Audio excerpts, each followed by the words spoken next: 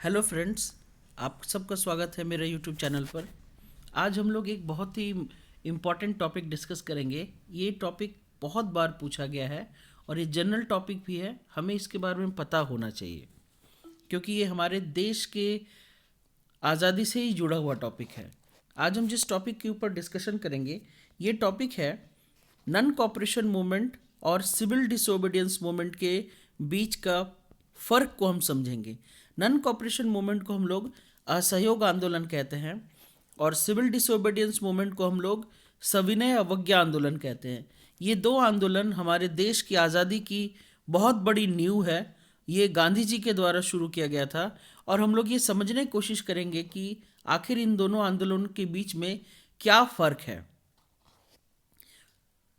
चलिए पहले पॉइंट की ओर बढ़ते हैं।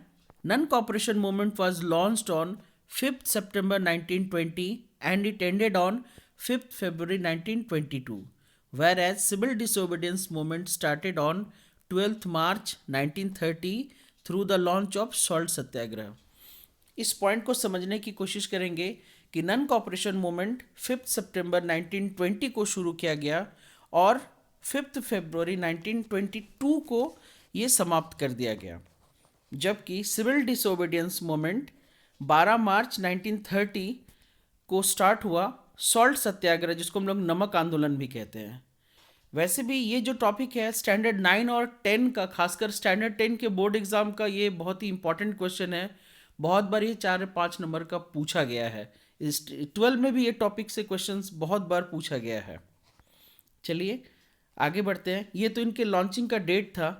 नेक्स्ट टॉपिक समझने की कोशिश करेंगे। नेक्स्ट पॉइंट है कि non cooperation movement was willing to stop the working of British government by not cooperating with the administration, whereas civil disobedience movement was an attempt at paralyzing the administration by breaking some specific rules and regulation। ये point समझने वाली बात है कि non cooperation movement का जो target था वो ये था कि to stop the working of British government. यहाँ पर गांधी जी का मानना था कि ब्रिटिश हमारे देश में जो शासन कर रही है वो हम इंडियंस के कॉपरेशन के बदौलत ही कर रही है, इसलिए उन्होंने ब्रिटिशर्स को कॉपरेट करना ही बंद कर देने के लिए ही पूरे देशवासियों से आह्वान किया था। इसलिए इस मूवमेंट का नाम भी था नॉन कॉपरेशन और असहयोग आंदोलन, ताकि ब्रिटिश के किसी भी काम में हम लोग सहयोग नहीं करेंगे जिससे ब्रिटिश 1 साल के अंदर खुद ब खुद देश छोड़कर चली जाएगी।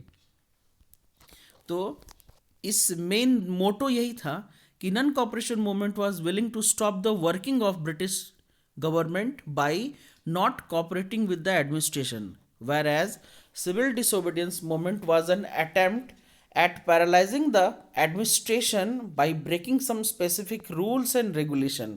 जो दूसरा वाला आंदोलन था सिविल डिसोबीडियंस मूवमेंट, ये एक अटेम्प्ट था कि ब्रिटिश गवर्नमेंट को पंगु बनाना, पैरालाइज कर देना by breaking some specific rules and regulation.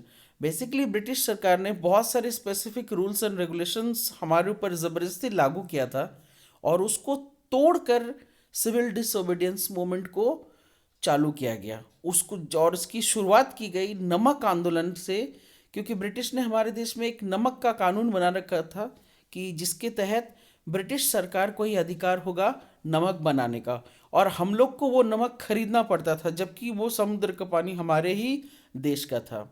Gandhi ji ने 12 मार्च 1930 को नमक आंदोलन करके नमक हमारे ही देश में बनाया, जिसमें दांडी यात्रा की थी उन्होंने। साबरमती आश्रम से दांडी मार्च तक उन्होंने पैदल यात्रा की थी और वहाँ पर नमक बनाकर ब्रिटिश के कानून को तोड़ा था। तो ये दोनों का एक दूसरा फ़र्क है। आगे बढ़ते हैं तीसरे फ़र्क की ओर। वो है there was a large scale participation of the Muslim population in non-cooperation movement, whereas civil disobedience movement saw less participation from the Muslim community due to the policy of divide and rule by the British and the communal propaganda of the Muslim League and Hindu Mahasabha। ये भी एक बहुत ही important point है कि non cooperation movement में Muslim community का एक बहुत बड़ा सहयोग मिला था, क्योंकि नन कॉपरेशन मूवमेंट जब शुरू किया गया था उस वक्त ब्रिटिशर्स लोग तुर्की पर अपना राज कर लिए थे, और वहाँ का जो खलीफा का रूल था वो लोग वहाँ से समाप्त कर देना चाह रहे थे, और भी बहुत सारे पाबंदी लगाना चाह रहे थे, जिसका विरोध पूरा मुस्लिम समाज, पूरी दुनिया के मुस्लिम समाज ने किया था। जिसकी शुरुआत हमारे देश में अली ब्रदर्स कहते हैं, शौकत अली और शौकत अली और मोहम्मद अली, इन दोनों भाई ने मिलकर की थी।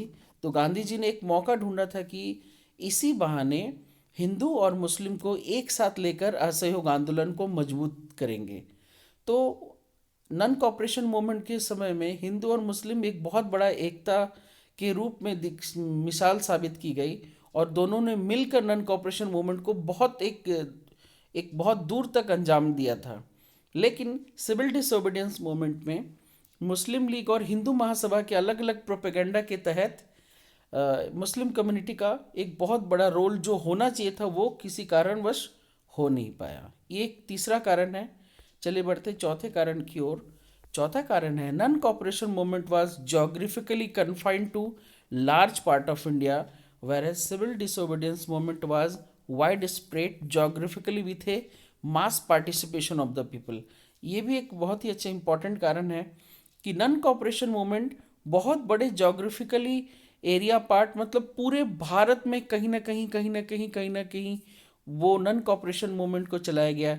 जैसे पहले शहरी क्षेत्रों में नन कॉपरेशन मूवमेंट बहुत हिट रहा, फिर धीरे धीरे जब शहरी क्षेत्रों से नन कॉपरेशन मूवमेंट बंद हो गया या धीमा पड़ने लगा, इस चीज़ को ग्रामीण क्षेत्रों में और बिल्कुल पहाड़ी क्षेत्रों में ट्राइबल पीपल, प्लांटेशन वर्कर्स, इन लोगों ने खासकर आसाम, आंध्र प्रदेश, इन क्षेत्रों के ग्रामीण क्षेत्रों में नन कॉपरेशन मूवमेंट बहुत दिनों तक चलता रहा।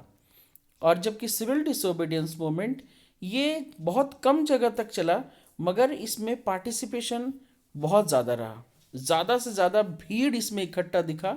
लेकिन नन कॉपरेशन मूवमेंट को जारी रखने का काम ग्रामीण और ट्राइबल लोगों ने ही किया। आइए बढ़ते अंतिम डिफरेंस की ओर। Non cooperation movement was called off due to Chauri Chaura incident occurred in 5 फरवरी 1922। ये मैं आपको बता दूं, जब नन कॉपरेशन मूवमेंट चल रहा था उस वक्त चौरी चौरा गोरखपुर में एक जगह है, एक पुलिस स्टेशन थाना है, जहाँ पर भीड़ और पुलिस के बीच में नोक-झोंक हुई, और जिसके चलते भीड़ बहुत ज़्यादा उत्तेजित हो गई और 22 पुलिस वालों को थाना के अंदर ही जिंदा जला दिया गया, थाने में आग लगा दिया गया, जिसमें 22 लोग मर गए।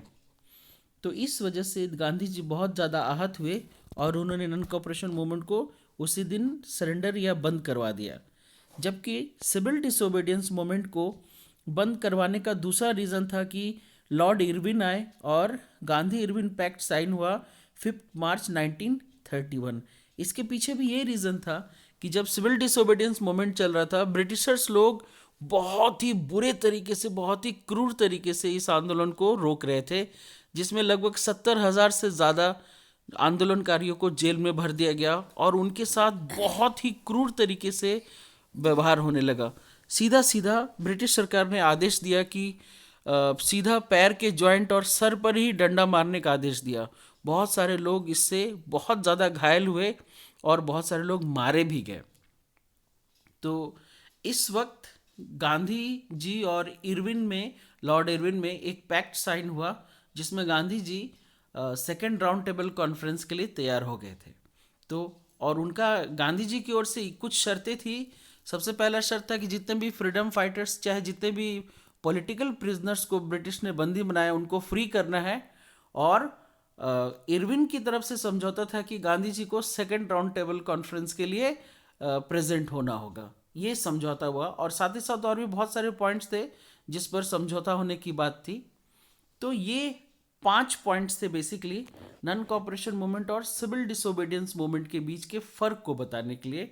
आशा करता हूँ आप लोग को समझ में आया होगा।